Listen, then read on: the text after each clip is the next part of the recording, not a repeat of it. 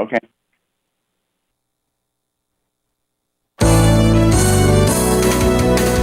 You're listening to Kingston Community Radio on WGHQ Kingston. On your radio at 920 AM and 92.5 FM, and also online at mykcr.org. Hi, I'm Kelsey Grammer.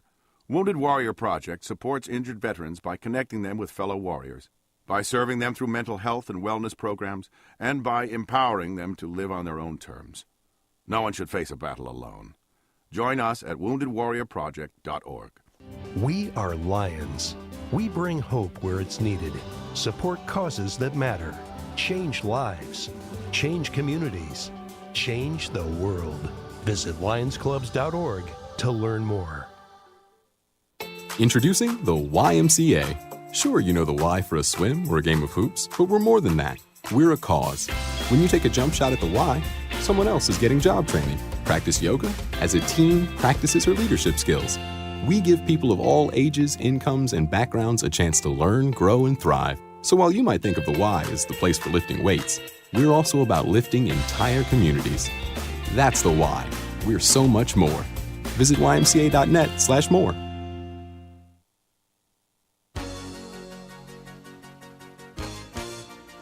Hi, this is Jared Mans from the Spring Lake Fire Department, and I support Kingston Community Radio, and so should you.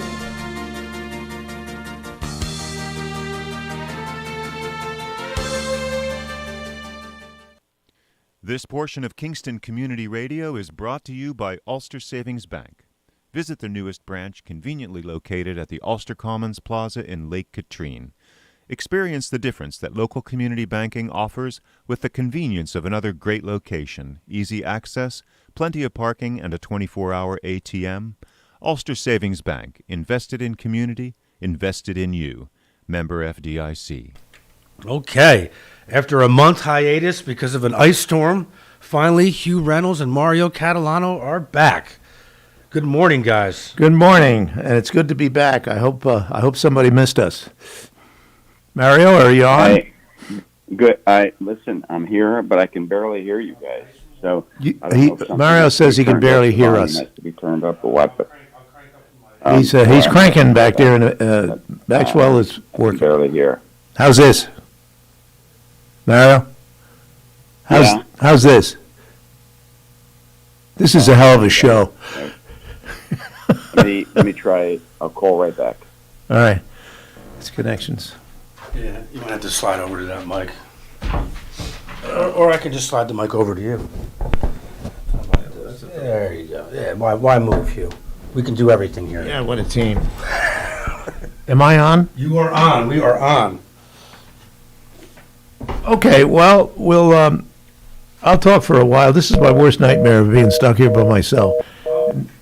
It sounds like we lost him. Oh, God. You're not stuck by yourself. Oh, he's calling back right now. I got Maxwell behind me. Okay. We're, yeah, listeners, we're trying to get our act together here. Lights are flickering in uptown Kingston. It's high wind last night. Maybe a few more wires came down.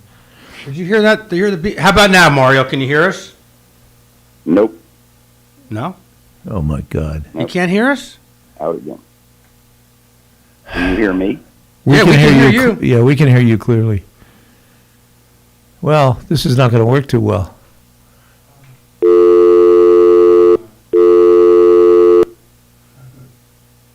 I thought we were better during the ice storm.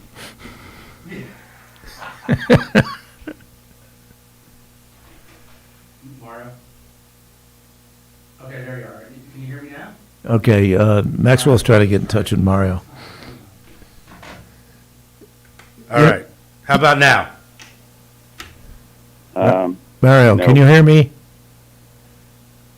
Cat. Nope, I can barely hear. How can he not hear? I mean, we were talking to guests on the phone yesterday, so he should be able to hear us. Maxwell, you're the tech guy. Can I talk? I know we had guests on the phone yesterday that could hear us. So, are you on a cell phone, Mario? Yes. He's on a cell phone. Yeah. You don't have a landline by any chance, do you? I can. If you got a landline, that would be perfect. Participate. here's what I would suggest, that you speak into the mic, get it close. I think I'll be able to hear him. I got my lips wrapped around the mic. Yeah, he can't get any closer to the mic than he is already. Anyway, sorry I think I like this, communication problem. I kind of missed the show, just for the sake of clarity here. I am not available in the studio, so I'm on the phone.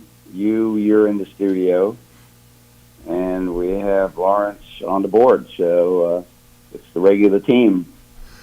So, Lawrence, Mario, I know you can't hear me, but Lawrence, could I talk to Mario through my cell phone in front of this mic? Can we connect with him? It's not really. I mean, you can put him on speakerphone. You can't hear. There's so much feedback that you can't turn up the mic so loud. Mario, you can't hear. How about from this mic, Mario? Can you hear me now? A little bit better. You know what it is? It's because of the cell phone. If you could go to a landline, that would be much better. But if you don't have one, I understand. He can't hear you giving instructions. He says he can hear us a little bit. Yeah, I mean, I think we can do a show with, I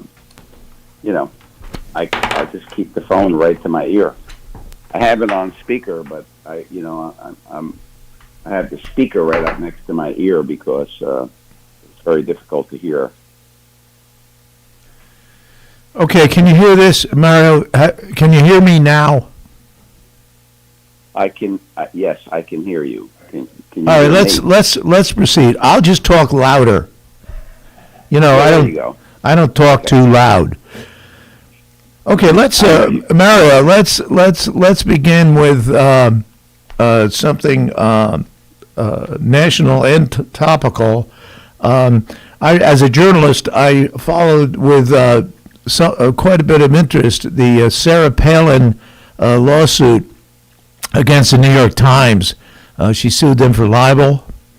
Mario, can you hear this? Yeah, I absolutely can hear you. But Yui, before we go into anything, should we announce that at 8 o'clock we have a guest, the new chairman of the Ulster County Legislature, is going to be with us? I think you just did. Yes. Okay. Yeah, we're gonna have at 8 o'clock. We're gonna have Tracy. Tracy Bartles will come on, and we'll take the whole hour to talk to Tracy about the legislature going forward, some of her background, and we will not be taking calls, right, Maxwell, during that period? Yeah, we only have 2 lines, so we won't be able to take calls because we'll have Mario and Tracy on at the same time. Okay.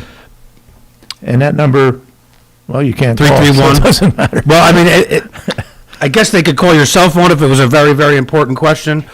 Or if Tracy signs off at 8:45 or 8:50, we could take calls then. Or we could just take calls right now for the first hour. I'm sure your listener groupies want to talk to you because you guys haven't been on in a month. Well, we have plenty to talk about, so we can catch up. Anyway, Mario, talking about Sarah Palin and the New York Times, it illustrated a basic rule, if not the rule of journalists covering what are identified as public figures, and that doesn't just include elected people. It's people who are public figures. The standard for winning a libel case is very high, and as I think it should be. It speaks to freedom of the press as opposed to maybe freedom of speech. And this conflict played out during the Palin trial. Palin sued the New York Times for the editorial they did regarding her rallying her supporters against a number of Democratic Congress members, and she put out some literature and some graphics and on television, etc., on a wire, which had bullseyes on a bullseye on this particular district and its Congress member, and one of those members, Gabby Goddard, I believe, and from Arizona, was holding a rally that day, and a man came up and shot her in the head, and she was hospitalized for a long time, and she had to leave Congress. And in any case, she the Times in its editorial connected Palin to the shooting, in the sense that she created a situation that led to violence in that particular district, and Palin sued. The Times very quickly did a correction, if not an apology, of some of the content of that editorial, taking the position that it was a mistake, what they wrote. And then she proceeded to, and this happened 4 or 5 years ago, and she proceeded to sue them. And the case revolves around the Supreme Court ruling that in order to win a libel suit against a public figure, the plaintiff has to demonstrate malice aforethought and a complete disregard for the facts. That is a high standard for the I'd say, and it's really hard to reach. I mean, you'd have to have witnesses. It isn't just philosophy.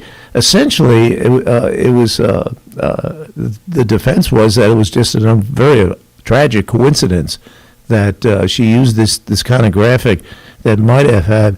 I don't know if the shooter was mentally challenged or what, but the ending was even more bizarre than the story itself.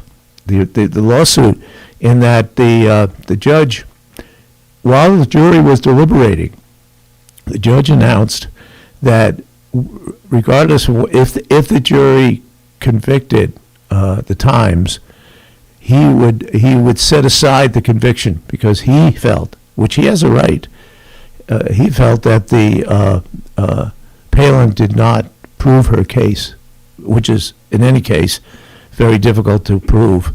And the jury, some of the jurors heard that, although they claimed they didn't take it into their deliberations, into consideration, and they too ruled for the plaintiffs. Very interesting case. Comment? Well, to me, it just sounds like the frustration of building and finally reaching a crescendo with the quality of the reporting and editorializing. I'm going to give you a prime example. Do you have today's Freeman in the studio? Mm-hmm. Yes, we do. Okay, take a look at the front page. On the right-hand side is a discussion about the farmers being able to grow marijuana, and look at the picture of Chris Tague.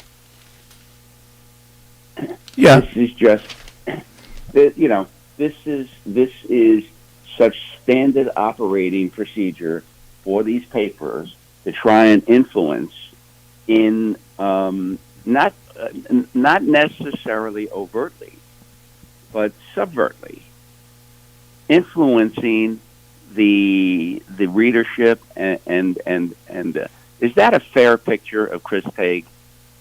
I would say, Mario, I happen to agree with Mario. I happen to agree with Chris Tague on this issue. I'm not a marijuana guy. I never have been. Other people can use this stuff. That's fine. It's free. It's a free country. But I would want, if he were my advocate, I would want him up there yelling into a microphone and being very emotional about this, and just making his point dramatically, as opposed to the picture of Senator Hinchy, who could be announcing a grant for a highway project. I want to see some fire in my advocates. So All right. So I think the picture says that.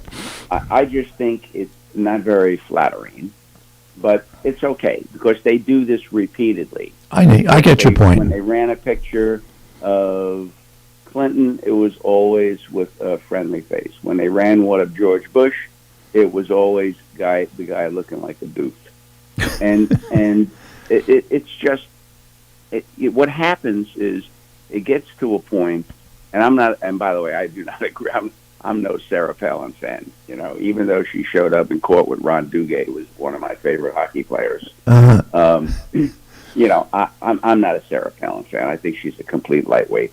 She was a terrible choice for vice president, and God forbid, you know, she had ever been some vice president. Yeah. But kind of like the current vice president, you know, they were picked for specific reasons, none of which had to do with competency. In any event, you know, I can understand her frustration. She's trying to make a stand. Okay, fine, but you're absolutely right. The standard has to be high. It would be nice, though, if the folks who were running newspapers, writing editorials, etc., and I know you for a long time, and you maintain a very high self-standard, but some of these people have just denigrated the profession and become political, you know, chess pieces, and it's wrong. So I can understand the frustration. I'm happy that the case went nowhere because I think it would have been very, very damaging had she won. As much as I don't even bother to pick up the New York Times. There was a period in my life when I used to read the paper every day.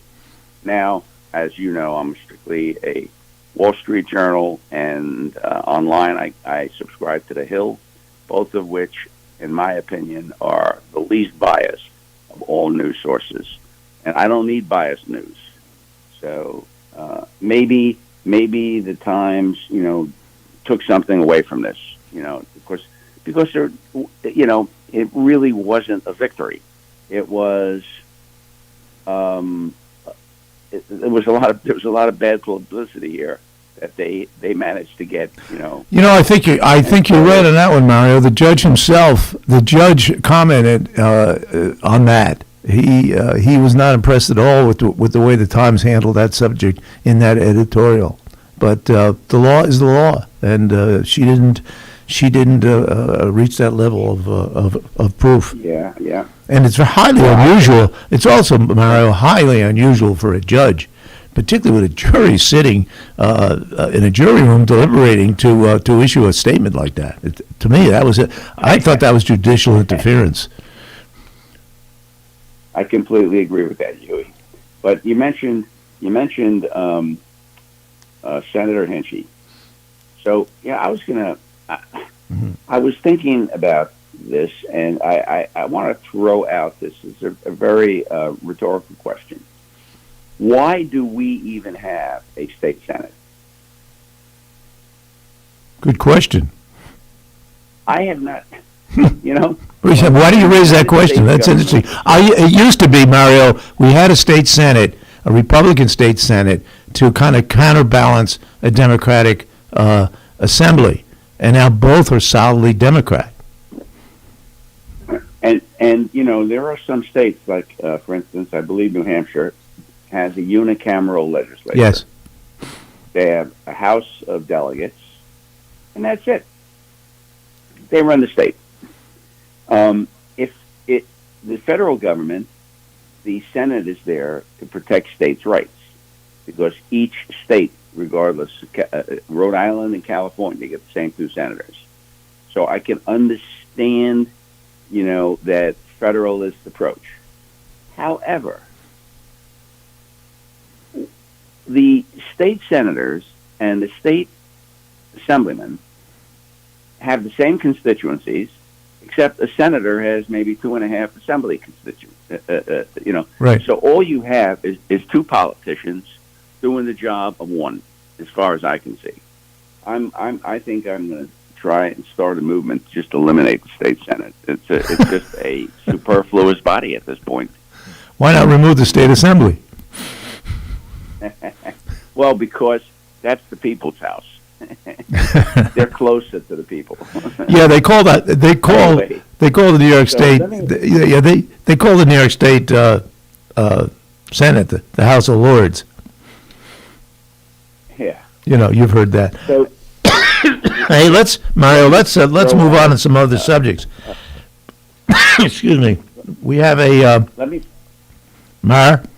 Let's move on to some other subjects. We got a long list of stuff we want to talk about. It was announced Talk about sales tax Senator receipts. Hinchey is getting. All right, you want to banged up continue on for that? Go her ahead. Contributions from realtors. What's your take on that, Huey? I think this whole system of I think it was they call it pay to play. You were when you excuse me, when you were head of the dental pack, you were intimately involved in this system, so you could speak to it. It certainly doesn't pass the smell test. Wow, are you there? From my point of view, when I was examining her contributions, I could not believe the number of contributions to Senator Hinchey that came from outside of the district. And one of the largest contributors was a real estate company. It wasn't realtors. It was a real estate company in New York City. So I just was very, very suspicious of why a real estate company in New York City would be sending maximum contributions to a state senate candidate. So I looked them up, and and when I Googled these people, they were notorious landlords. They had I believe the third or fourth largest number of complaints from tenants in the city of New York, and that's hard to do. You got a lot of competition down there. for lousy landlords. Yeah. Yeah, to be in the top 5, you really got to be disgusting. And these people poured I believe $17,000 into her campaign. So I don't think it's only the realtor pack that contributed to her. I think she took substantial amounts of money from real estate companies. And I don't think that the folks who are demanding that she sign on to this bill, I don't even think they've done their homework, because they only looked at the realtor pack, and I think what they did was they went and investigated to see who the realty pack gave to, and they found her name. But if they would go in and examine her campaign contribution list, they're going to find a load, I believe. I mean, again, I haven't checked the whole thing out, but I remember looking at her campaign contributions, and I was absolutely astounded with the amount of money that poured in from the New York City, Queens, area, and I think that they may actually find a windfall of contributions from real estate companies. And so as a consequence, now, and by the way, look, if she doesn't believe that this is good legislation, I would not want her to be on it. But as far as I can see, and again, you follow this closer than I do, she hasn't even issued a statement, has she? No, not that I'm aware of. Supports why she doesn't support. No. Aren't your constituents entitled to know where you stand on an issue? Yeah, exactly. All right, Mario. Just wrapping up with Hinchey, who should announce shortly for her second term. Through your Republican contacts and circles, have you heard of any movement for an opponent?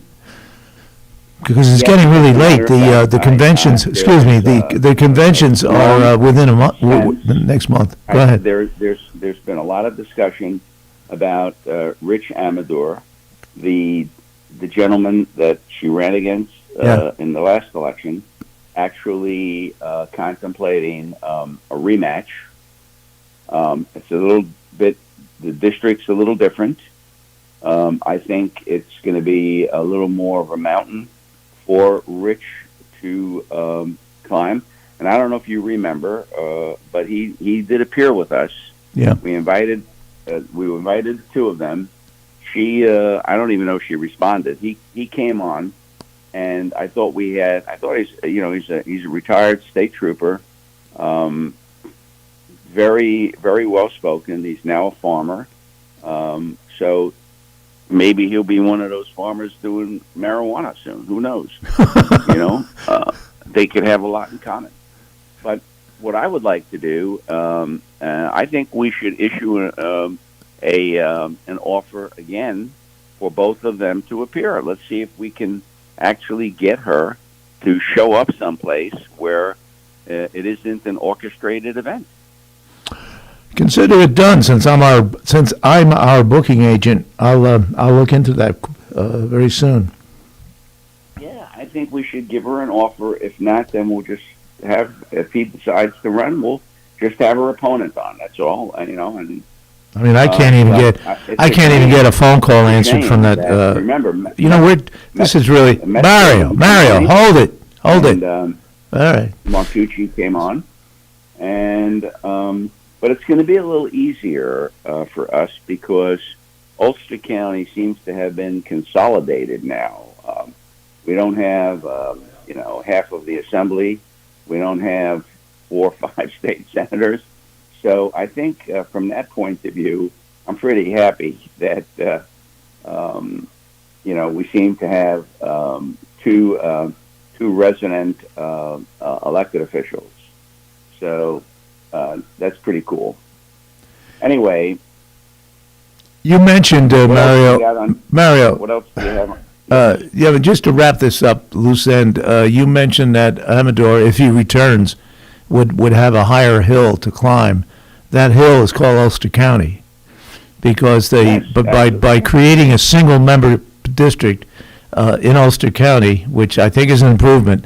However, it was created for the purpose of consolidating Hinchy's base. Anyway, moving on. Let's talk about sales tax. Sales tax. Mayor, you there? Yeah. All right. Yes. Sales tax. It was proudly announced this week by the county controller that sales tax receipts were substantially higher, 25% or so, than anticipated in the 2021 budget. And I know your take on that is a little bit different than mine. And so they were off by 25%, the people that run county government in sales tax receipts. What's your take on that? Well, it's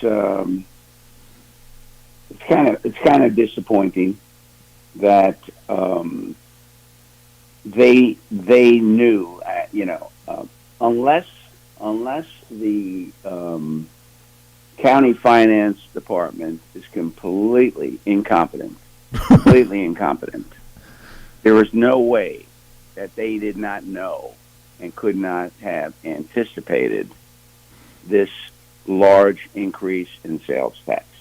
You can just do a chart and you can watch the numbers climb, and then all of a sudden you put a number in the county budget.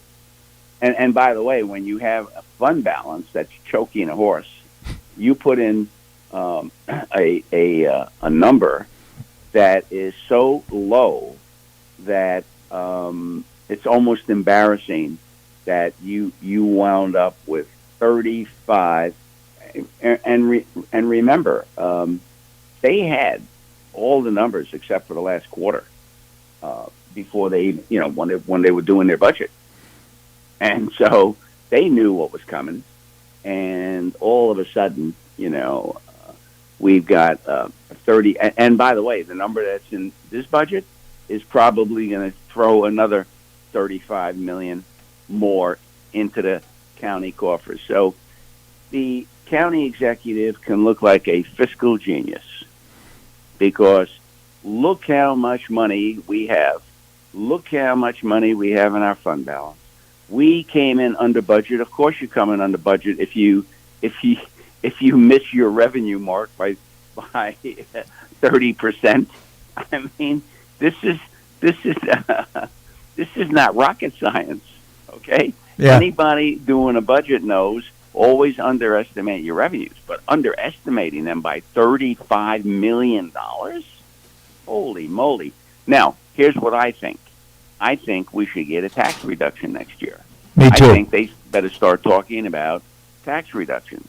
And this legislature needs to get off their heinies and start It's a family radio show. Watch actually practicing the power of the purse that they claim to have, but then do nothing about.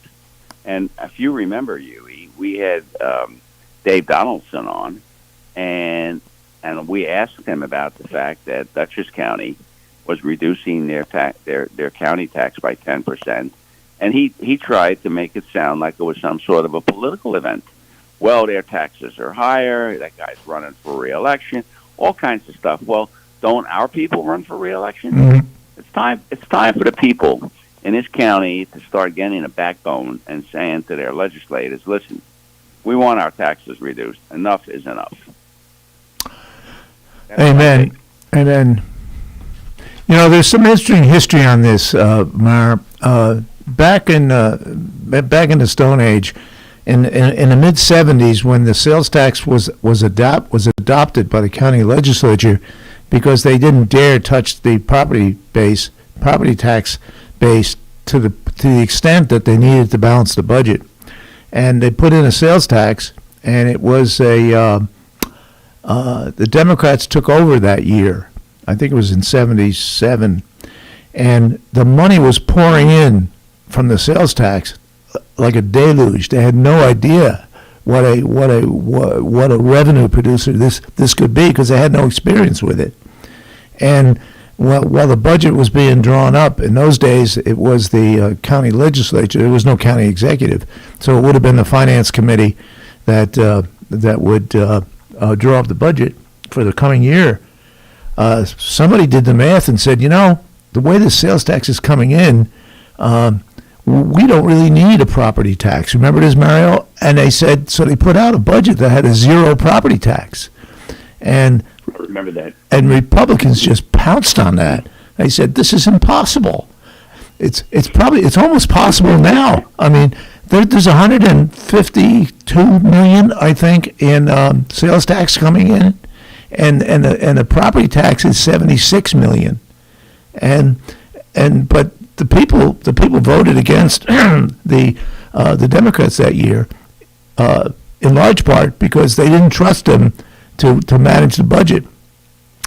I don't think that's going to happen next year. In fact, I think what might happen next year is that with maybe $50 million in excess cash floating around that budget, they can substantially reduce the property tax. And with that, absolutely, probably elect two or three more Democratic legislators. But so maybe that's their plan. They don't have to do it all at once either. Mm-hmm. But at least start.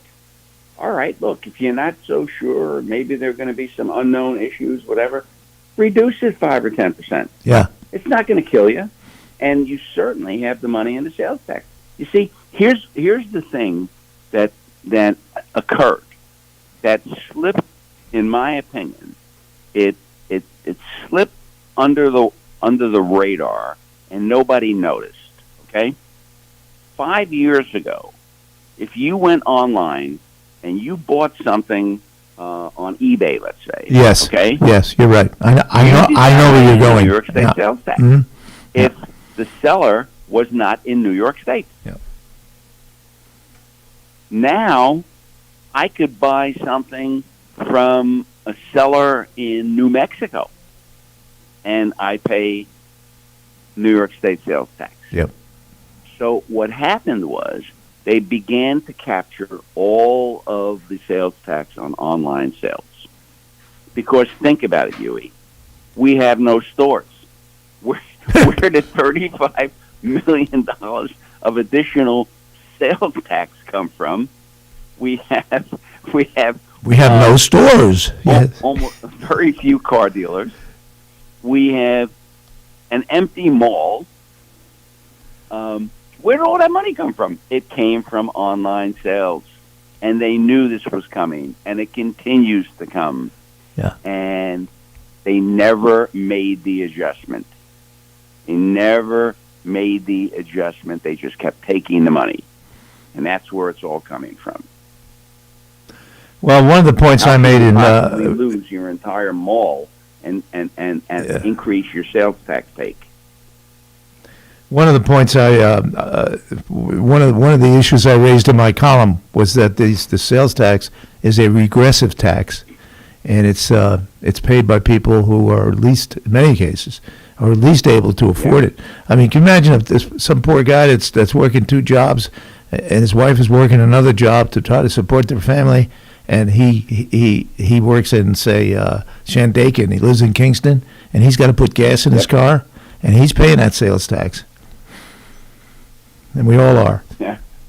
No, I mean, listen, I know, if I'm not mistaken, at least it used to be, the sales tax on gasoline was capped at a certain amount.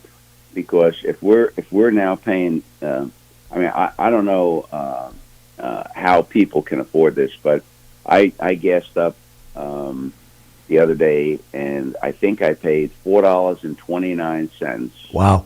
For gas. High test. Right? And I'm like, wait a second.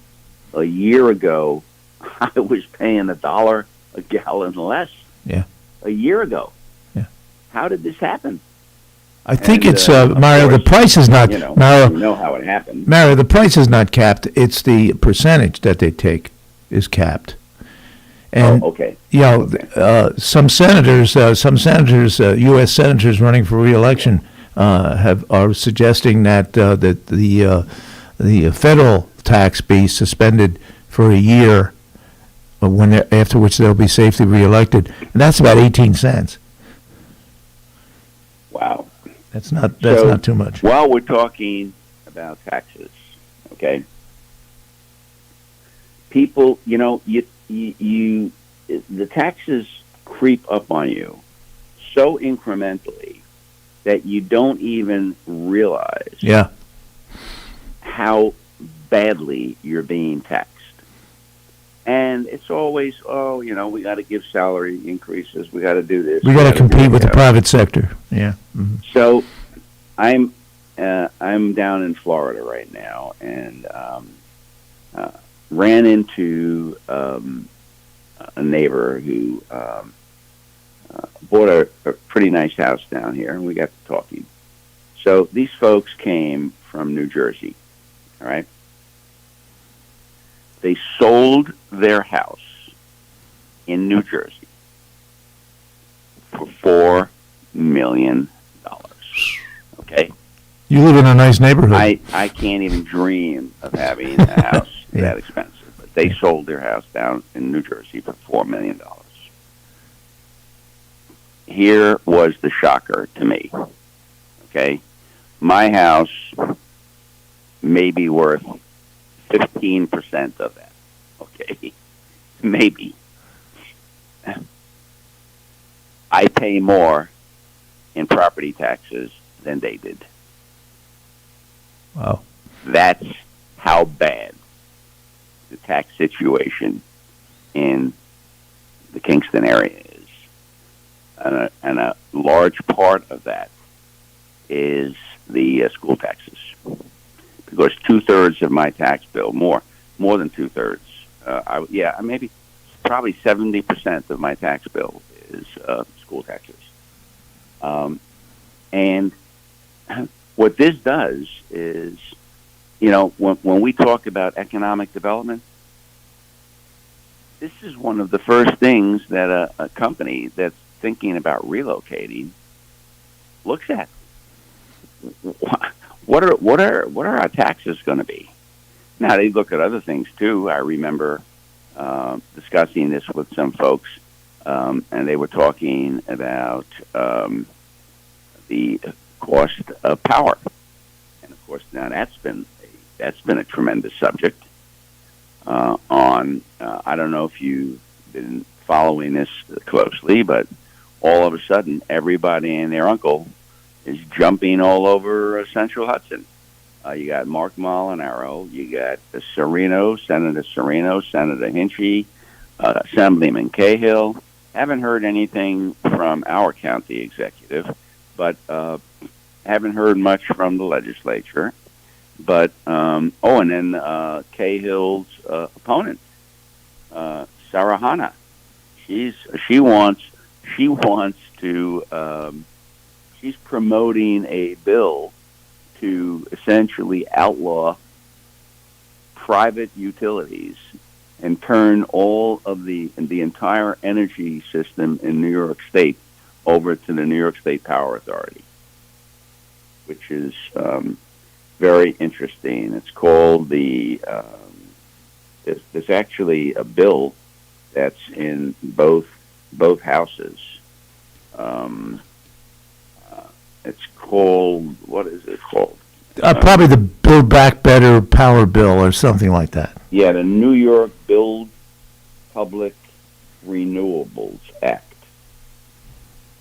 And honestly, what I found interesting was that only one local politician has signed on to that bill, and that includes both the Assembly and the Senate, and it was Senator Skoufis who has signed on.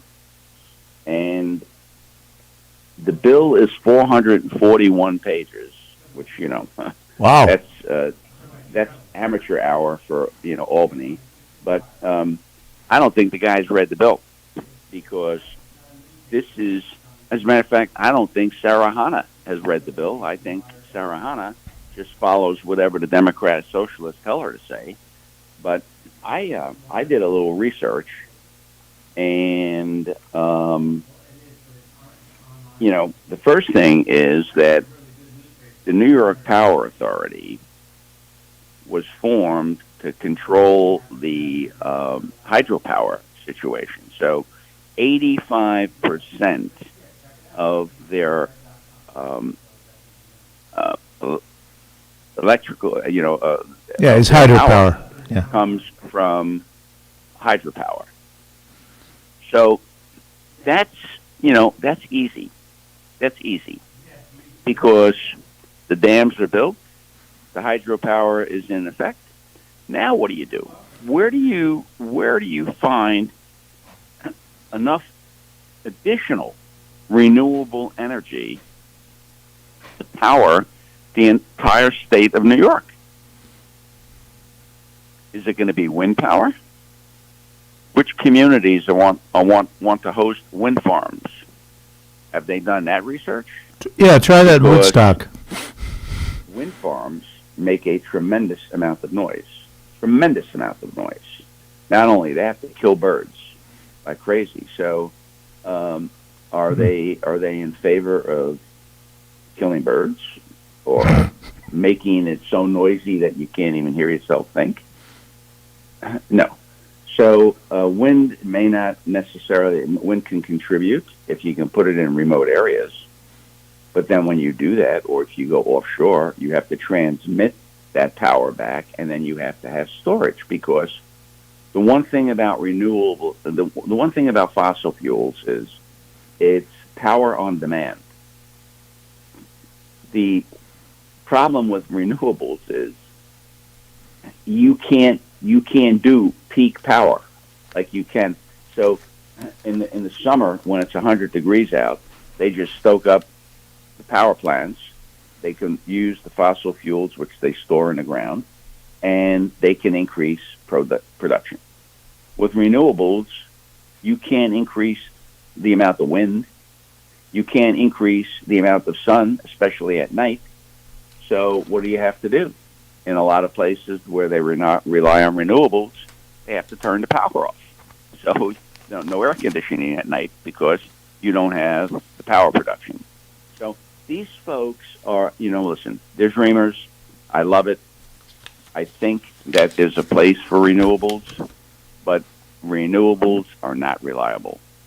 And where did we prove that? In Texas, where they decided to increase the amount of energy that was produced by renewables, and then when they had the ice storm down there, they couldn't transmit. And as a consequence, they had blackouts throughout the state. Now, they're going back to more reliable source of energy. So the other thing that's interesting is the cleanest form of energy is nuclear. Yet the same folks who want renewable energy don't want nuclear energy. And that's the cleanest form. No gas, no greenhouse gases whatsoever. So there's this huge dichotomy here. And then I have a message for Sarah Hanna, okay? If she had done her research, she would find out that the New York State Power Authority, the company that she wants to turn all of our power over to, on January 22nd, which was what, a month ago? Not even? 3 weeks ago? Not even. Announced that they were going to have to increase their rates by 20% because of the cost of fuel. Because of the cost of fuel. The problem that we have is Central Hudson uses a lot of fossil fuels. And when you cancel pipelines, you cancel fracking, you shut down drilling, and you then have to rely on foreign sources of fossil fuel, the price is going to go up. That's right. That's all. Not one of these folks, not one of them, of the politicians that are jumping on Central Hudson, had one word to say about maybe we ought to increase production so that we can drive the prices down. Not one. So here's, they want to blame the company because you know how that works, Huey. It's always, the company's always the bad guy. They're easy targets because they don't fight back. But they don't want to address the real underlying issue, and that is the energy in this country has changed. The energy policy in this country has changed dramatically and has caused prices to increase. Who are you going to blame when you go buy a gallon of gas? Are you blaming Central Hudson for that? They're buying the same damn gas that we're buying to power their plants. What are they supposed to do? All right, I'm done. Are you done? Can I jump in? Anytime. Thank you very much. The thing that annoyed me is that I went out and did some research. and you're going to give it back to us regardless. I know, Mar. We've been partners for a while now. Listen, and I would advise anybody who thinks that turning over our power to the New York State Power Authority is a good idea. Go on a site called Glassdoor, where employees of the company can post whatever they want about the company. Okay, it's called Glassdoor.com, and you should see the reviews. They have out of 5 stars, they have a 3.7 star review from their own employees. And about how political the company is, about how shady the contracting is that they give out, how terrible the place is to work for. This is Central Hudson. Holds out as Mario. Hold it, Mario. Good union He won't jobs. shut up. You ought to see the salaries at New York Power Authority. Unions would be salivating over these salaries, and I believe they're unionized. But virtually everybody I looked up some salaries. virtually everybody's making six figures. Wow. Yeah. All right, listen. We have Tracy Bartles, the Ulster County Legislature chair, coming on shortly after 9:00. But owing to the lack of phone lines coming in here, we won't be taking calls. We have a You caller. actually got a caller right now, so All right. why don't we go ahead and take a good morning caller, you're on the air. Hello. Can you hear us? Uh-oh.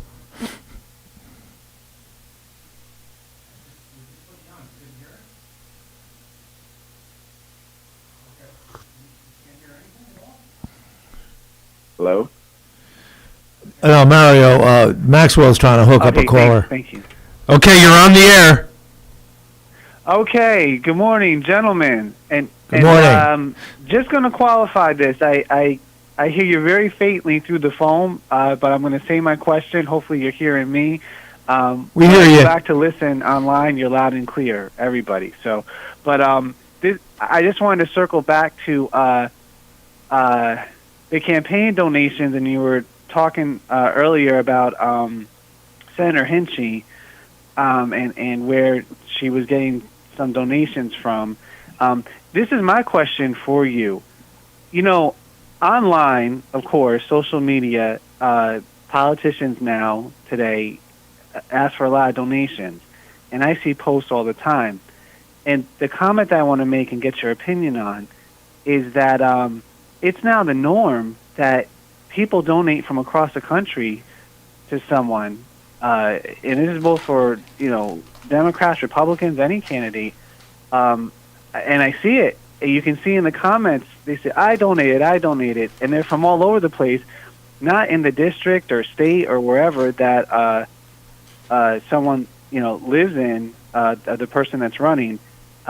Maybe this isn't, I don't know how much this informs very local elections, though I would suspect that probably people from other local communities are donating to a candidate when they're not actually going to be able to vote for them.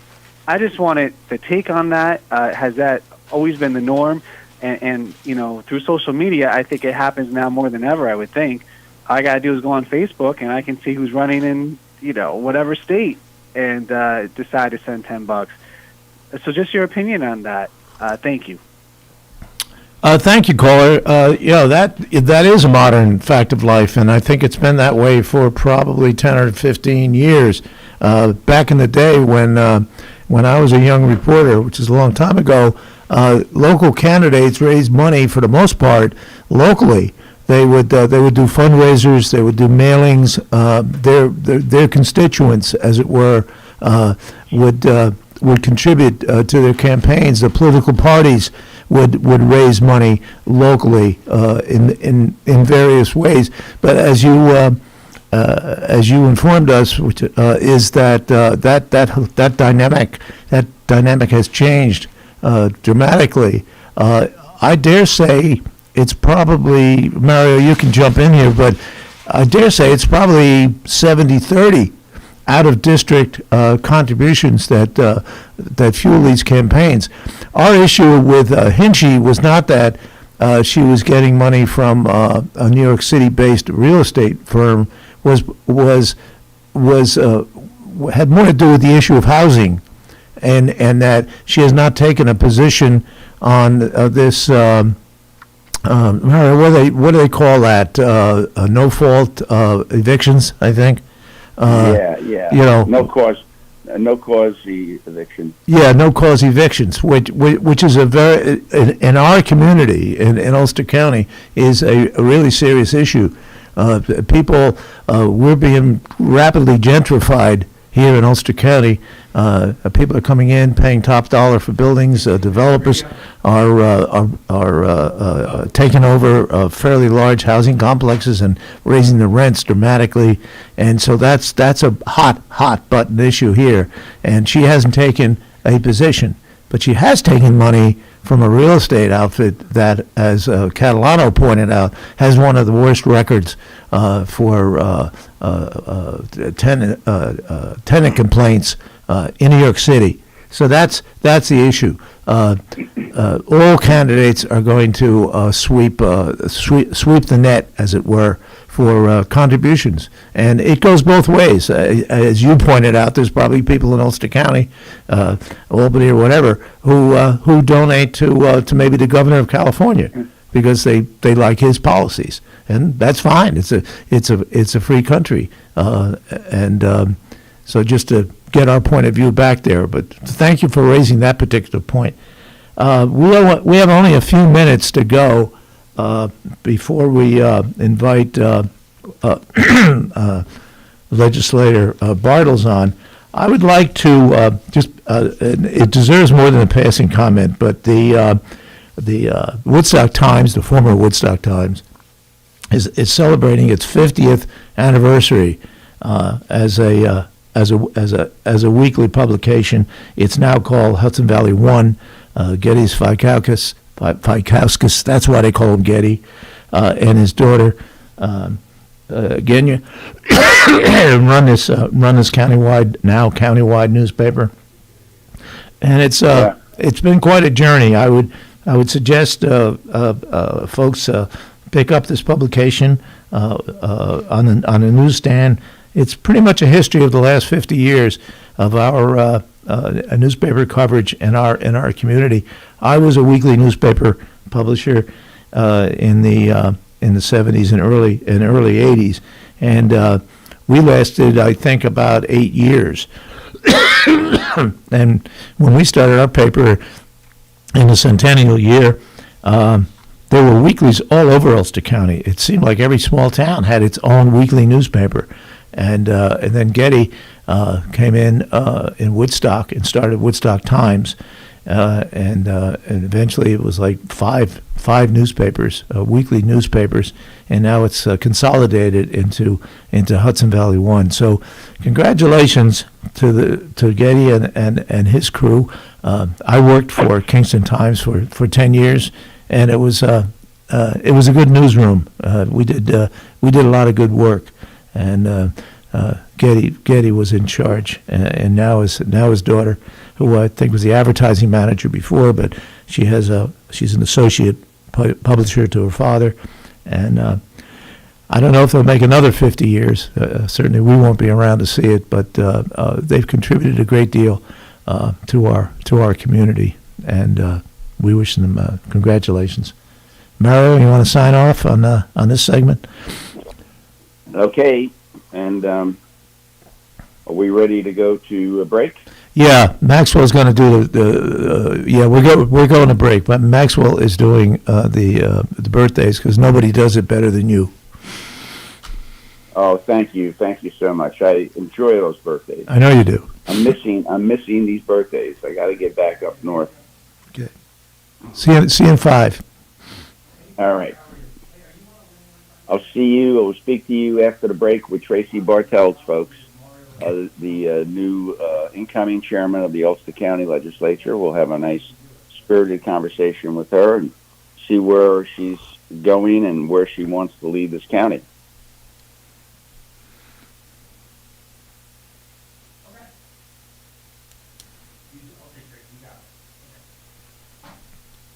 Are we dead?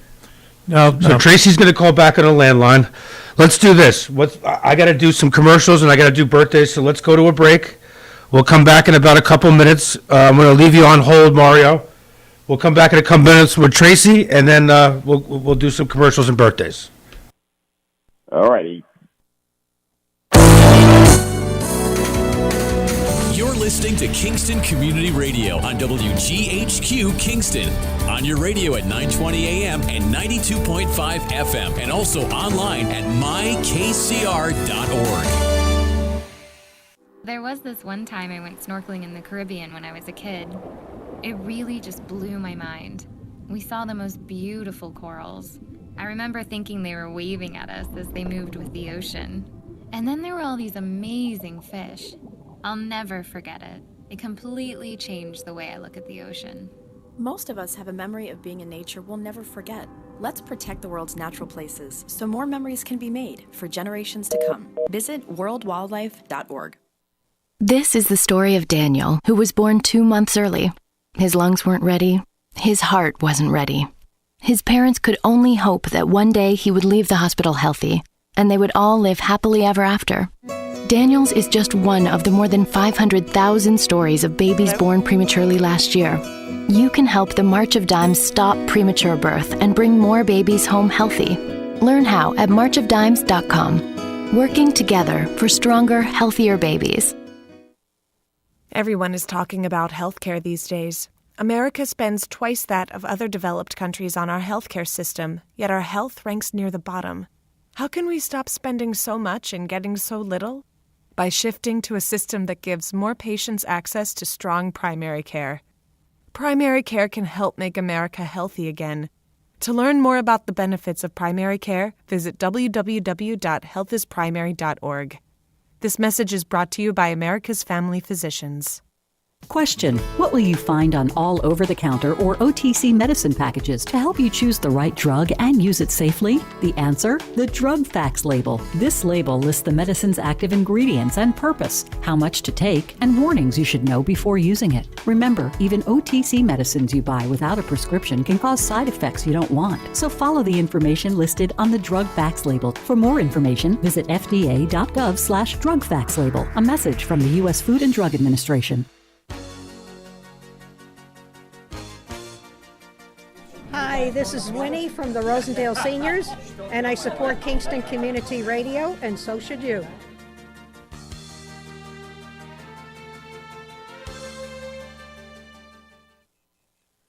A powerful community bank is one that has leaders that are involved in their community.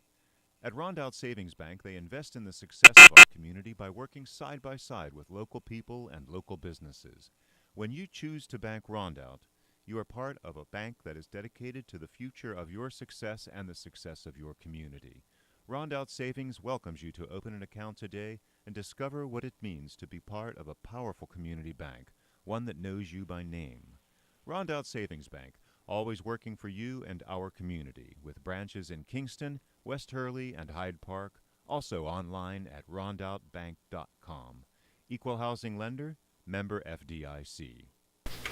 Okay, we're back for the last hour of Kingston Community Radio. And like every day at 8 o'clock on KCR, it's birthday time. So today is February 18th, 2022. And before we get to the birthdays, which there's only one today, I forgot to submit my good friend Cameron Rylance's birthday. So happy birthday, Cam. Cam's turning 16 today. After the show is over, I'm going to take him uptown to get his permit. So happy birthday, Cam. I'm kidding. He's not 16. Actually, times that by 40 and you get his age. So today's real birthdays, February 18th. Let's please wish a happy birthday to Tyson McCasland. Happy birthday, Tyson, from Jody, Olivia. Does this say soup daddy? Something daddy. Happy day. And from all your friends and family. So, Tyson, you are the only birthday winner for today. So, guess what? You win the famous cow pie from Boyce Dairy Milk House at 62 O'Neill Street. So, go on down to 62 O'Neill Street and pick up your cow pie. Happy birthday. We don't have any birthdays for tomorrow. However, we do have a birthday for February 20th. Happy birthday, TJ Sager. Please wish a happy birthday to TJ Sager from his family and friends. And since, TJ, you are the only birthday winner for Sunday, guess what? You just won the famous cow pie from Boyce Dairy Milk House, 62 O'Neill Street in Midtown Kingston. Go anytime after 9 a.m. and pick up your famous cow pie. So let me get I got Mario on the line. Let me get Tracy back on the line. Mario, are you there? Yes, sir. All right, hang on a second.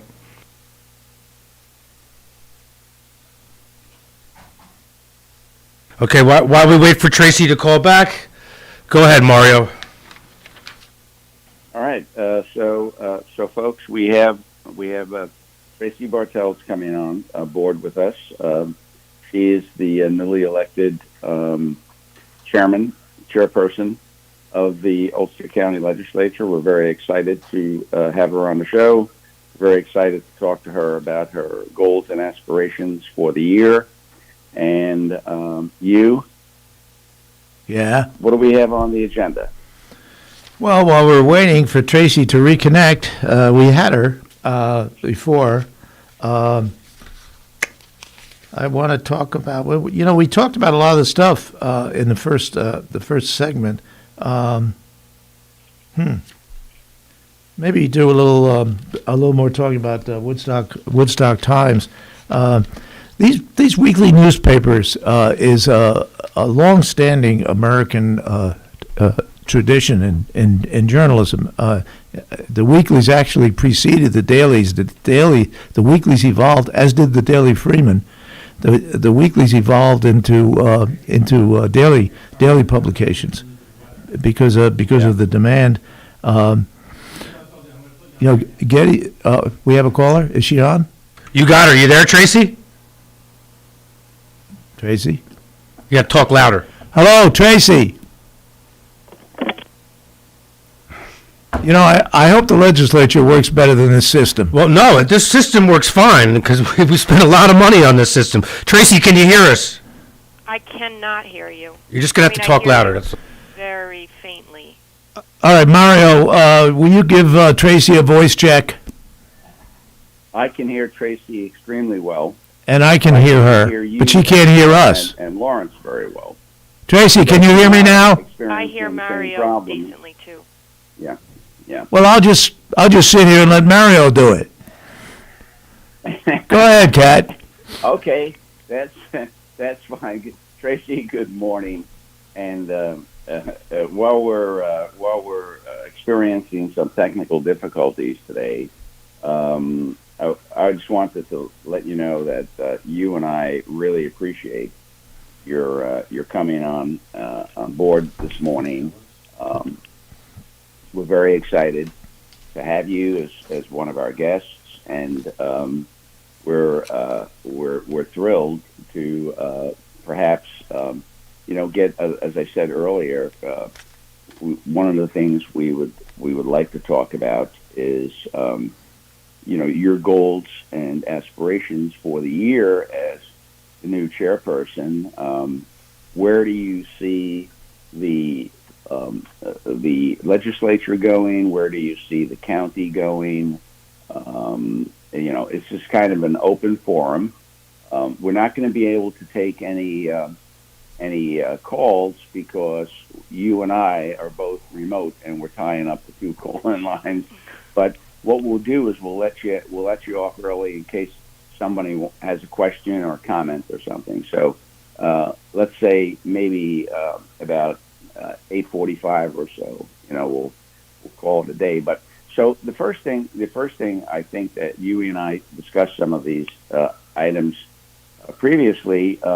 First thing we'd like to know is about your individual priorities for the legislature this year. What types of programs and policies are you going to be looking at, and anything else that you care to share with us about where we are all going on this journey called government. Sure, and thank you so much for having me this morning.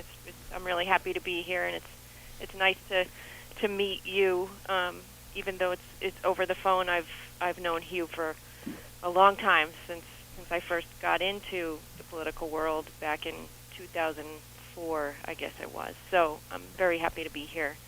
As far as this year's and this term's legislative priorities, I think it begins when you look at the reorganization of the committees, which was our first step and had support of the legislature, which it requires, but really I think signaled some significant changes in where we're headed. Of course, on the most simple, we created an ARPA committee, which was a special committee to facilitate the use of the American Rescue Plan Act funds. The county's receiving $34 million over the course of the next 2 years, and it's to help turn the tide of the pandemic and provide direct response as it relates to the economic fallout.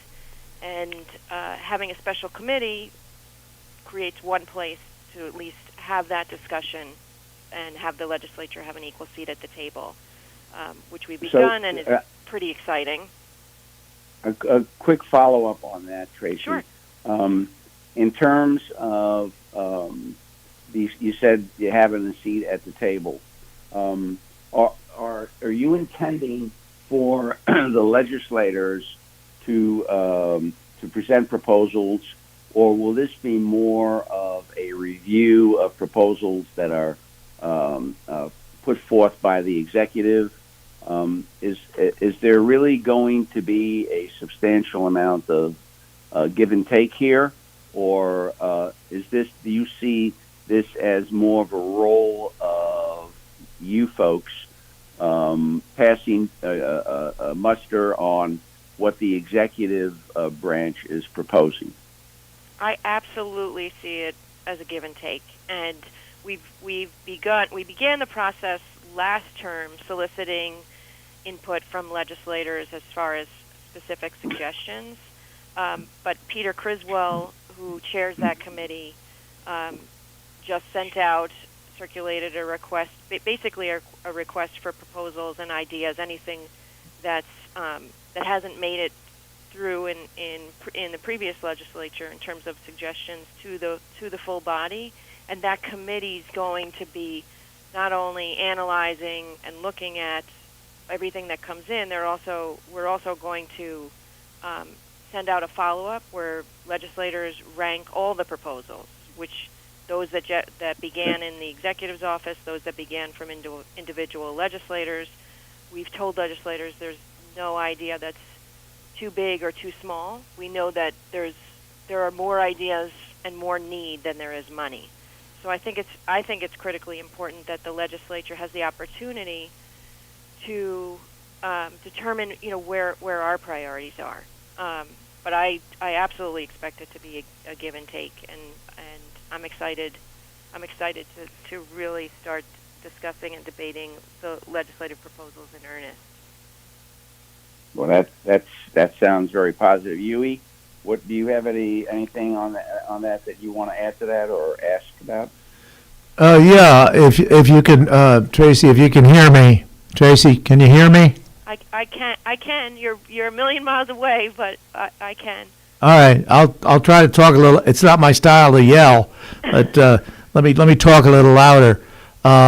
Your predecessor, Dave Donaldson, was prone to say that any committee of more than 5 people is inherently dysfunctional. That's kind of been my experience too. Not in every case, but this seems to be a committee of the whole, which is 23 legislators having input on some pretty critical, with a pile of money and probably some pretty critical issues. How does that boil down into, say, Criswell's committee and the sense of the legislature? And in a sense, you seem to be setting up competition with the executive, who, as Catalano indicated, has pretty much driven this bus since 2009. Could you address that? I can. Well, lucky the ARPA committee's 5 people, so I'm right within my predecessor. Yes, there you go. Good for you. But I hear your point in terms of a committee of the whole, and it's a challenge. It's a challenge sometimes to figure out how to distill that all of those various viewpoints. But I think it's a critical challenge. I mean, the idea, we're a deliberative body.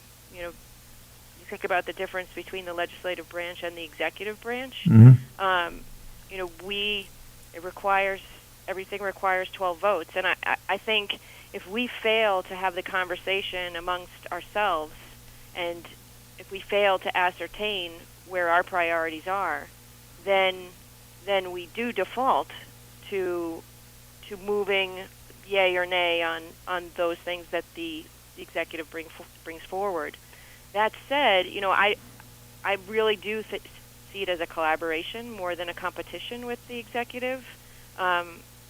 Fundamentally, I believe that we share in terms of big picture goals of what to do with this money and where the priorities lie in the county. It comes down to what are the specific details and what are the specific projects that rise to the surface.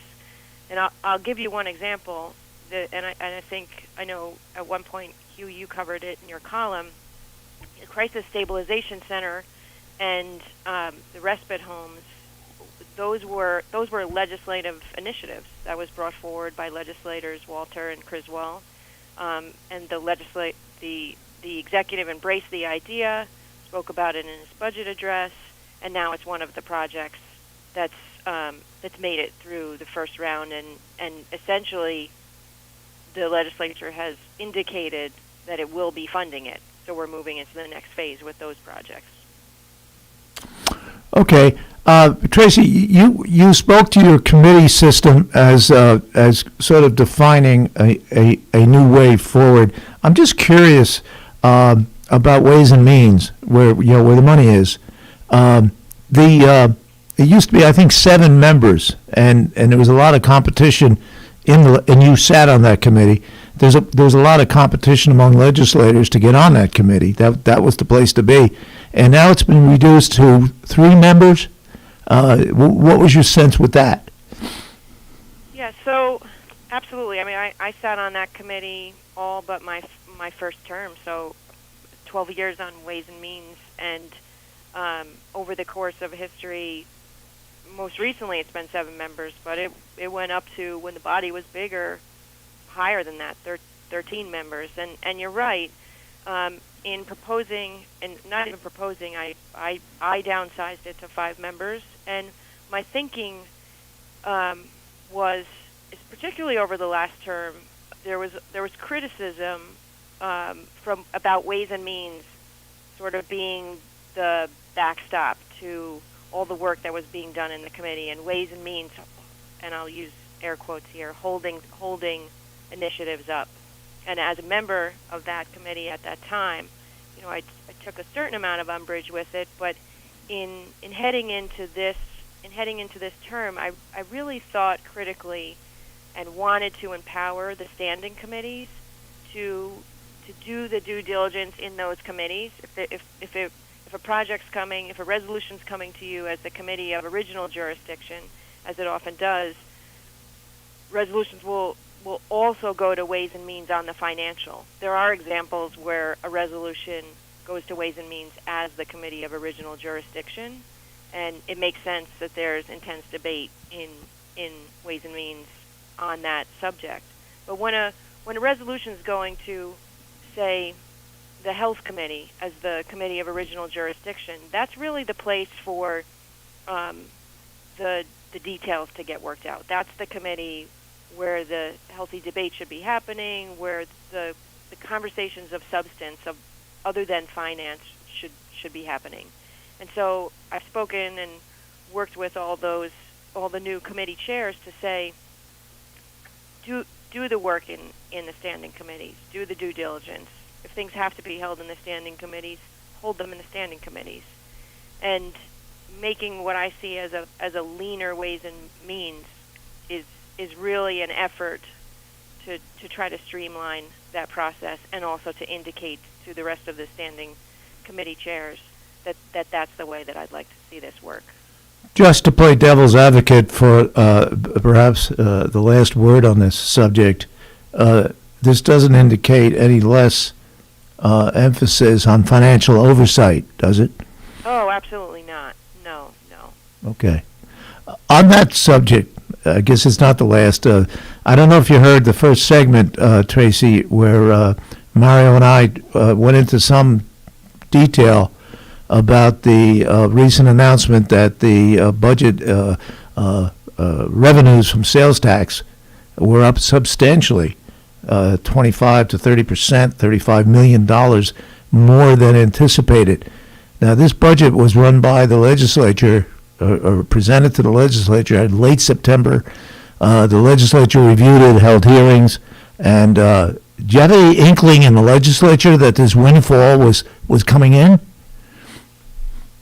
No, I didn't hear the first segment, but I'm familiar with the situation we're in, for sure. And when the budget came before us, no, there wasn't a sense of the windfall. In fact, there was a concern that the budget estimates as far as sales tax might be overstated, and we find ourselves in the positive situation of having what you're describing as a windfall, which is it's a good place to be. I mean, it is going to require that there be a discussion with the towns, the city and the county have a discussion with the towns. The legislature put in an amendment that required if we exceeded a threshold that conversation would happen, and so I'm expecting that happens in fairly soon.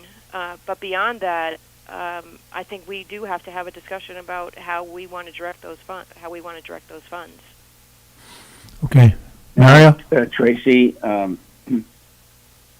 has any thought whatsoever been given to some tax relief, and maybe returning some of that money to those of us who are, who are in many respects feel that they're too heavily taxed. I guess everybody feels that way. But I was telling you a story. I happen to be at the moment. I'm calling in from Florida, and I ran into somebody down here. Got into a conversation, started about dogs, and wound up in a conversation about real estate. And these folks sold a house in New Jersey for $4 million. My house, I calculated, is worth about 15% of that, and my property taxes were higher. And this is New Jersey. It's not, So my takeaway was that this is what's killing us in terms of economic development, creating good jobs and things. When companies see that, they run, and they don't walk; they run. Do you think it's going to be possible at all to? Dutchess County instituted a 10% decrease in their tax rate, I believe, last year. For this year, it seems like we have a great economic situation right now. I certainly appreciate the fact that it opens up a conversation with the towns and the city. All they're going to do is spend it. They're not giving it back. So and again, I don't know what the intention of the legislature is, but I think we should probably start talking about perhaps a little tax relief. How do you feel about that? Yeah, I definitely think that will be on the table for the 2023 budget. There's no doubt that we'll be discussing it. Speaking for myself, but I expect it's the same for every legislator. When you're knocking on doors, and this is, this for me, this goes back to 2003. When you're knocking on doors, it's the thing that you hear about most is property taxes. Now, we all recognize that the bulk of property taxes isn't county tax, but every little bit certainly helps. And sure. You're right. I mean, I grew up in New Jersey. The town I grew up in, the taxes are high. They're probably on par with here. My parents moved out of New Jersey to North Carolina, in part for the weather, in part due to the tax burden, and it's it's exceedingly difficult, and it's heartbreaking. I mean, I can tell you stories about campaigning and meeting people in my district, and this goes back years, who basically were forced to sell because of the tax burden. And now that's compounded, as you've noted, by an insanity that's happening with the housing market. So, there's opportunity to sell at record highs while facing, high expense to stay. And it's a question we're contemplating in the legislature, not just as it relates a tax cut, but as it relates to how we help to provide for all manners of affordable housing, whether that's workforce housing, senior housing, etc., and how we help those people who are here now to stay here versus to see a total turnover in what our county looks like. So yes, I think property tax cuts will certainly be on the table, as will the other potentially creative uses of funds in order to help with the kinds of initiatives I'm talking about, like incentivizing affordable and workforce housing. Tracy, you mentioned. Do you have intention, or do you think it would be worthwhile to have some type of a housing authority or some sort of housing agency kind of coordinating all of this in the county? Yes, so we have a housing authority that was originally created just a couple of years ago to specifically deal with the transformation of the property on Golden Hill, which is happening. And that authority could take on some of this work. In contemplating and suggesting the changes to the committees this year, we moved housing into Health and Human Services in recognition of housing, and I mean this in the simplest terms, but housing as a basic human right.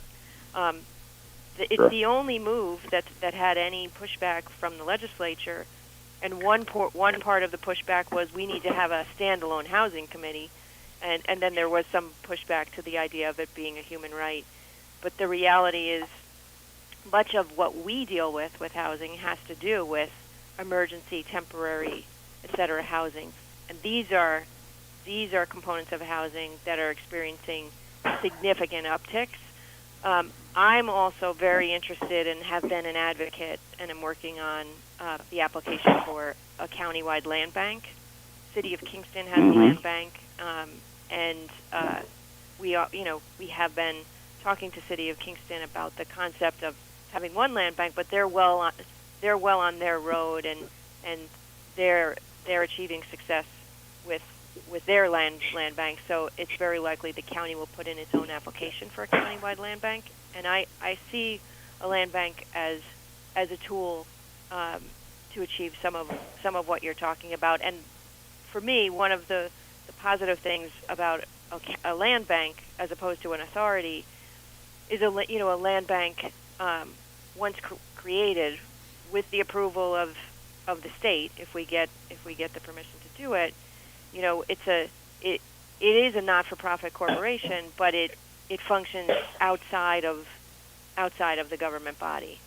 The government body appoints the members, but it becomes a standalone agency, which historically has provided for pretty increased transparency. And I look to Albany County Land Bank's success, and it's pretty remarkable what they've done in a short amount of time.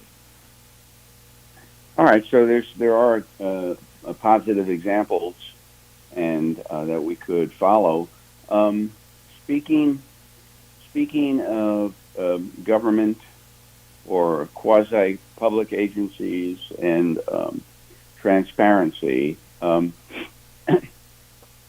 you have any thoughts, or is the legislature going to get involved with the potential crisis involving solid waste? Oh, absolutely. I have a lot of thoughts. Something and yes, we're going to get involved.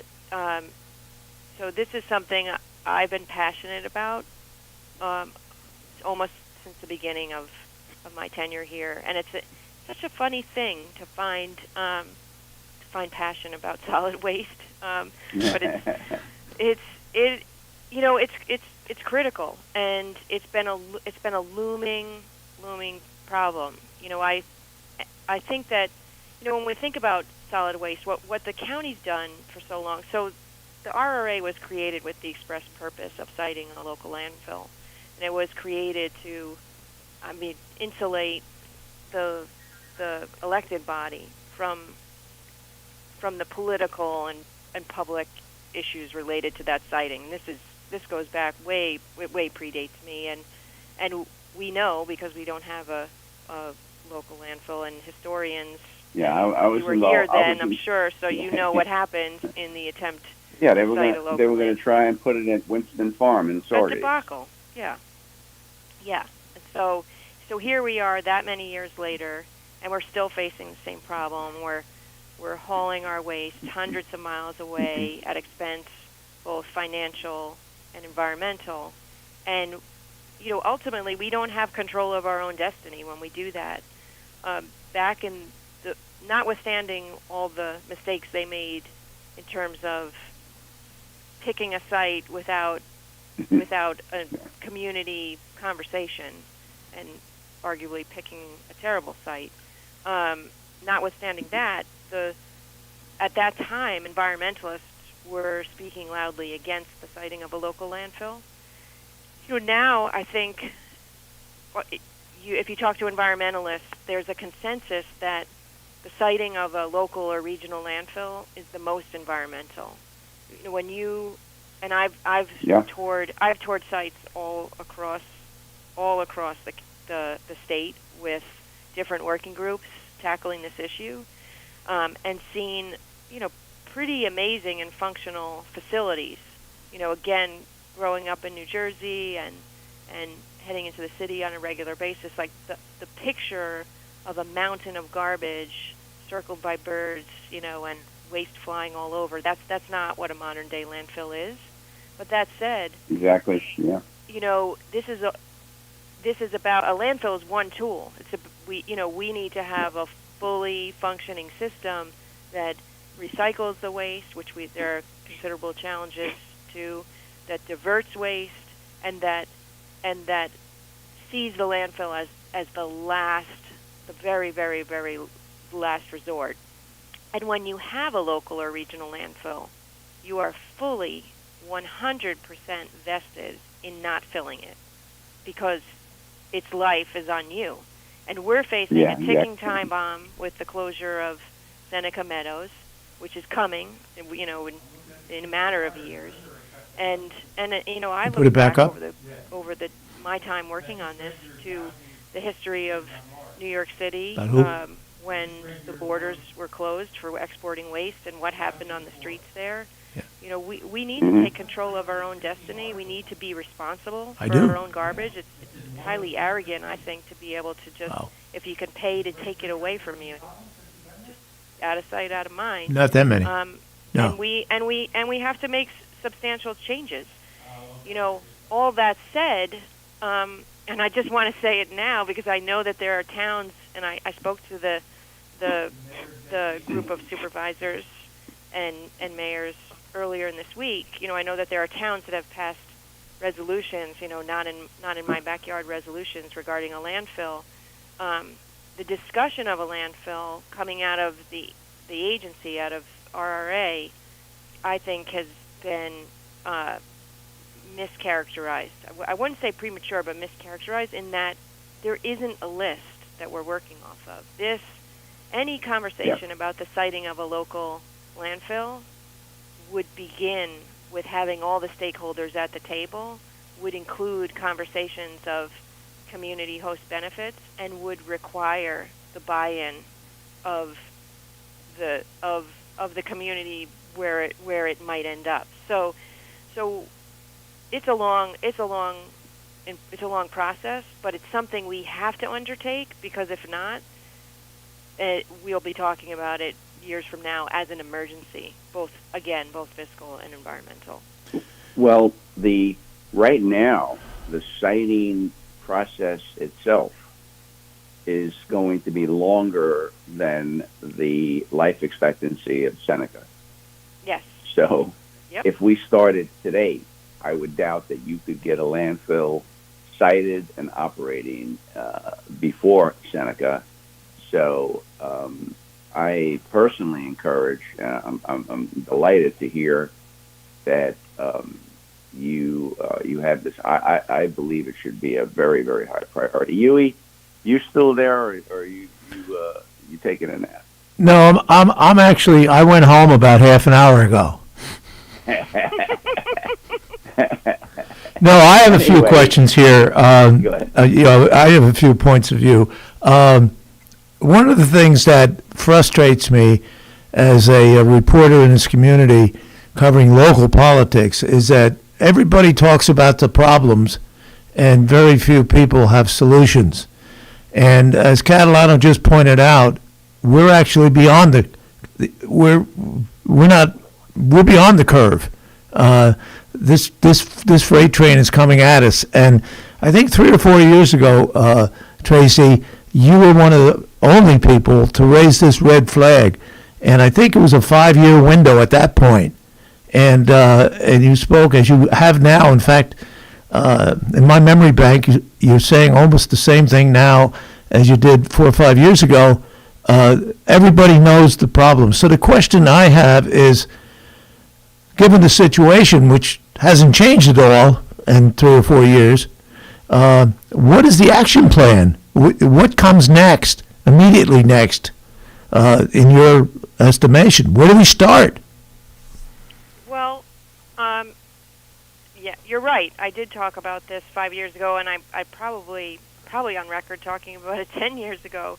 Yeah. And it's one of the challenges, is building a consensus. This one's a tough lift. It's tough. It's tough for people politically, and and this is one of the cases where it's easier to say no.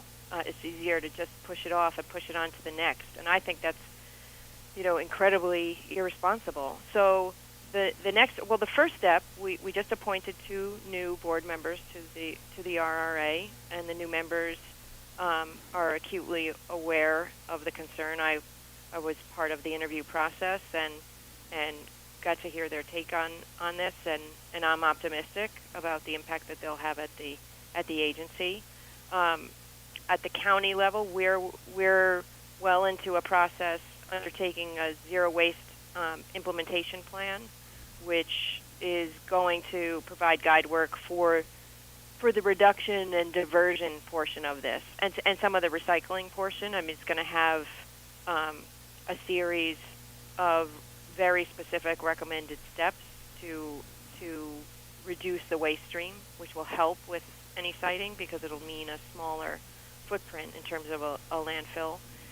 We're in the process of getting ready to do an RFP. We asked in the last budget cycle to include Resource Innovation Center, which is actually there aren't many local models. I think there's one in New Hampshire, but it's a facility that redirects resources. It's a fancy way of saying recycling and reuse, but pulls things from the waste stream. And we're not doing enough on that end. And so this RFP would look into the siting and construction of a local reuse innovation center. And as a part of that study, there'll be a waste characterization study, which will really help us to understand and get a handle on how much work we have to do. We know how much solid waste there is because we passed flow control of municipal solid waste, but we don't have flow control over recycling and C&D, construction and demolition. So it's hard to characterize how much of that there is because a lot of that is leaving the system. But we need to get a handle on that to know what we need to do and to set goals. And I think there's going to be a component of this, and I just brought this up recently at a meeting that, I think some of those, I'll call them field trips that I've taken to other systems, I feel we need to do some of that with the supervisors and new members of the legislature, of people who have been real vocal opponents to a local landfill. Those are the people that need to see these spaces just so that they have a different picture in their head. Because, again, this is going to take, if it's something that's emanating from the agency, then it takes the will of the agency, but would most likely result in a net service fee to the county. And if it's something that's emanating from the county, it's going to take 12 votes. And as I said, this is a political difficulty. Anytime this conversation will probably result in a newspaper article about Bartell says there'll be a local landfill. I mean, it's a hot button issue. So, I really do believe, though, it's something we can't let go. We can't stop talking about it, and we have to aggressively push the issue to Tracy, pardon my ignorance on this question, but does the RRA have a power of eminent domain?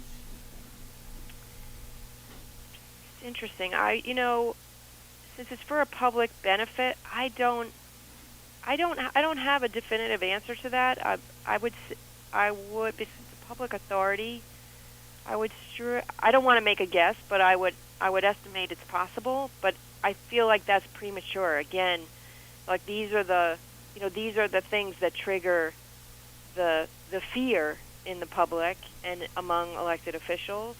We need to sit down with the supervisors and with the local communities and work on this together, because again, for example, Oneida Herkimer, which ran a parallel, almost an exact parallel to the creation of our authority. They created a local authority between the two counties for the same purpose, and they stuck it out through very tumultuous periods, and they have a local landfill and a by all accounts pretty amazing system.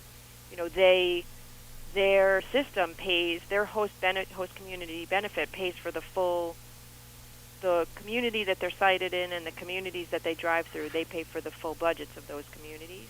They provide support to those communities' highway departments. They do some of their maintenance. They purchased additional property on the outside of their landfill and put in snowmobile trails. Like they are now a functioning member of their communities, despite the fact that there was certainly pressure not to move forward with the siting of a local landfill there. So, we have to really change the tenor of the conversation. This can't be a top-down approach. Eminent domain is like the worst kind of top-down. It's saying this is where it's going, whether you like it or not. Yep. I want to shift the conversation to say a local landfill will be a benefit for all of us. This isn't just a county capital C issue. If we face when we face the closure of Seneca Meadows, if we face difficulty moving our waste, when we face gigantic increases in prices, it's not just going to hit county government, it's going to hit every local government. And every taxpayer. Exactly. So we need to just completely flip this conversation over to say this is a positive thing for this county. This is something we need to work together on, and this is something we need to build consensus around, not say, like the last time, this is where we're putting it, and then have a fight over that, because that's definitively not going to work. Tracy, I wouldn't yet characterize this as a crisis, but I think we're headed in that direction. Do you think this landfill issue rises to the level of a special committee of the legislature so a group can focus on this? Possibly. I mean, it sits in the Environment Committee right now, and we do have the special committee that's working on. It's not a special committee, but it's like an ad hoc special group that's been working on the zero waste implementation plan. Mm-hmm. And Department of the Environment is the one that's working with the special group on the Resource Innovation Center. But it's something I'd consider. I'd like to have the standing committees have the opportunity to undertake it. But we just seated the 2 new members to the RRA board, so I think the first step is going to be, engaging with the new board and having a conversation, having this conversation with the new board. Tracy, you mentioned the two new members a couple of times. All politics being local, could you identify them, where these folks are from? Yes. The two new members are Jim Gordon and Margot Becker. I'll tell you. I'll be able to tell you in the next couple minutes where they're from. Like, you mean where they reside? Yeah. Yeah, I'll be able to tell you in a moment. Well, we're going to cut you off pretty soon. Pretty soon? Oh, you're going to cut me off? Yeah. Okay. It's not easy to set you up, Tracy. Before we cut off, I just have to look it up. Okay. Anyway, Mario, you can wrap up with Tracy. And Tracy, from my end of the mic, thank you so much for coming on. We've known each other for years. I've always found you to be an accessible, usually candid legislator, and there's far too few of those. Oh, it's my pleasure, and I hope you'll have me back sometime too. Oh yeah. And I could hope, and next time, ideally, I'd be able to come. Yeah, to the studio. Yeah, that'd be good. Yeah, and we want you to bring a shovel because we're going to start digging that new landfill.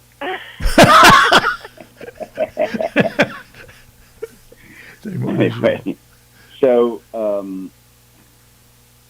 Tracy, this has been uniquely informative. You're going to be the new person of the legislature. We wish you well. Both you and I are fans of yours, and we don't want you to think that's the reason that we were so congenial today, because we do have edges, but you seem to be extremely well informed, and I think that those who are listening learn something. I think that we should have. We'll be rooting for you. Let's put it this way: we'll be rooting for your success this year, and we would love to have you back. I think that you got your priorities straight here. I think I don't. Before your time, I served on the legislature for 2 years. That was about all I could take, but. But it was enjoyable. I learned a bit about county government, and which I said I actually did enjoy. But I just we had a 33 member legislature, and it was just insane. I served on a 33 member legislature for a brief period too. Yeah. I am an advocate for reducing the size of the legislature. I know that's extremely difficult to do, but I think a couple of things that going forward, I actually think that we should have. I know that we have a charter. We have the capability of changing that charter. It does have, in my opinion, some warts, and you guys should take a look at that periodically. Put some initiatives out and see if the public agrees or disagrees with what you think. I think one of them, at the very least, you should have a number of legislators that are divisible by 3, because you can't have right now. The charter calls for an override with the 2/3 vote, but the only way that you can get an override is by having a 73 instead of 67%. You have to have actually 74%. Because of the odd number. Both of the extra, the 22nd and 23rd legislators have to vote for the override. So instead of it being a 14-vote override, it becomes a 16-vote override. That was, I love Professor Benjamin, but math was his weak suit. No, you're right. It does put the legislature at a disadvantage. It's mine too. And as far as the charter, I agree with you 100%. We're overdue for a charter revision committee, and I've spoken with the majority and the minority leaders who make the appointments. They're in the process, and I've spoken with the executive about getting his appointments because it's something that I'm going to push. It's wonderful. Overdue. Well, we're excited for you. Good luck. I think you have a pretty decent legislative body to work with. So it's a great body. And I don't know where I'm going to spend my tax reduction money, but I'm going to start making my plans now. Okay. For, okay. Perhaps a Burger King or something. Having a nice luncheon with my wife. But in any say event, goodbye, Mario. Thanks so much for coming on. We're hoping to have you back. Maybe we'll do a progress report in a few months or whatever. That would be great. And again, we appreciate very much your willingness to come on and talk with us and talk with the folks who are listening. Thanks, Tracy. Thank you so much for having me. And just because I promised you the new members are from New Paltz and Cottikill. Okay. All right. Have a great day. All righty. Sure. Bye-bye. Bye-bye. So, Yui, we have about 10 minutes or so.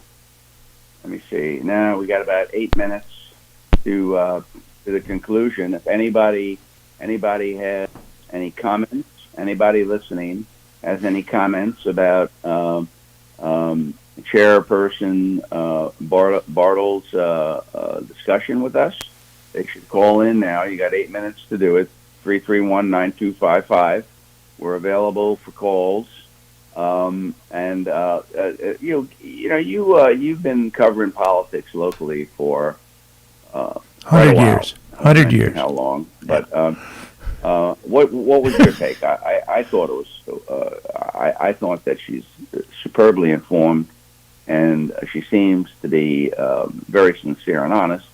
And you know her a lot better than I, but give me your overall take of this thing, Yui. Well, as I said, Tracy has always been forthcoming, and very seldom is something off the record, or she avoids you or lies, like is all too common. However, she's one of 23, as Savego used to point out that he was one of 33, although he was chairman, county chairman. But she can move her agenda. We have a call coming in. I think you've said it all about Tracy, so we have a call coming in. Good morning, caller. You're on the air. Hey, good morning, guys. Hey, I just wanted to say, you guys were talking about energy and some of the political candidates before and the renewable stuff. I just wanted to say something that's coming up in our local community is the Chippy, the Champaign-Hudson Power Express. And I think when Mario, you were talking about the reliability of energy, and Hugh, you were talking about how difficult it is to get even like small renewable projects up and running. I mean, this project would be incredible for how like reliable it is, and produces way less emissions than fossil fuels, and people still don't want it. And it just feels like the local environmentalists want to like destroy the energy grid, and then they want to take it over when it's like destroyed.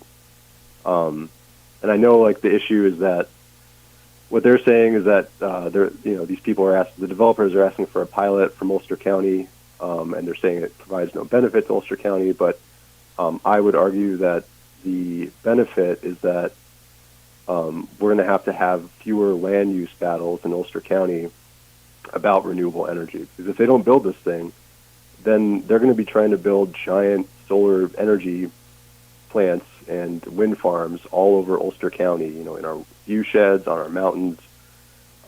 People aren't going to like that either. So I think we need to build this thing. I'm curious if you guys have any thoughts about that. What is this thing? It's the first time I'm hearing of it. It's called chippies? Caller? I think he might have just asked the question. He hung up. Can you hear me? I guess not. I think he asked the question and then hung up. Okay, because I'm not familiar with this process at all. Mario, are you familiar with something called chippies? Yeah, I believe it's. I think, if I'm not mistaken, it's a transmission line. I think he was talking about the transmission line to bring hydropower from Quebec down to New York City, and I believe they want to run the transmission lines through the thruway. Well, no, they actually want to bury them in the Hudson River. Wow! And they're going to pay, I believe, all the towns with Hudson River frontage. They want a pilot. I don't know enough about it, but you know how it works here. Anything that has to do with private enterprise automatically becomes an issue for the Democratic Socialists. Yeah, there's no room in their lives for profit. No one should make a profit. And the interesting thing about it is they're never able to provide examples of any place in the world where socialism has worked. But somehow these folks still think that it's doable and economically feasible. Yeah, from what I understand, I believe that Greene County has approved the pilot. They're going to pay a substantial amount of money to bury cables in the Hudson River along the length of Ulster County. I don't see, if that's the same project, okay, I don't see an issue. I mean, I'd like to investigate it more before I take a position on it. But it certainly seems to be worth discussing because the power it would be delivering hydropower, the cleanest energy we have, to the New York City area. And right now, about 80 to 90% of the energy consumed in New York City is from fossil fuels. So any additional help, in my opinion, would be beneficial. And yeah, there has to be some give and take. Okay, there's no other way for us to transmit, and this is what a lot of these folks don't understand about renewables. There's no way to transmit them without somehow impacting your quality of life, or the river bottom, or a buried cable someplace, or power lines, or battery storage. Every one of these sources comes with some liability, and you have to be able. There is no perfect solution here. We got about 30 seconds. We'll see you folks in 2 weeks if we don't get an ice storm. Will we be seeing Mario three-dimensionally? I hope so, because he's a great asset to our face-to-face. And you two definitely get along better when you're face-to-face, that's for sure. No question. Mario, enjoy the nice weather. You guys have yourself a great weekend, and we'll be back Monday with Medical Monday. All right, thanks, Max. All right. Thank you.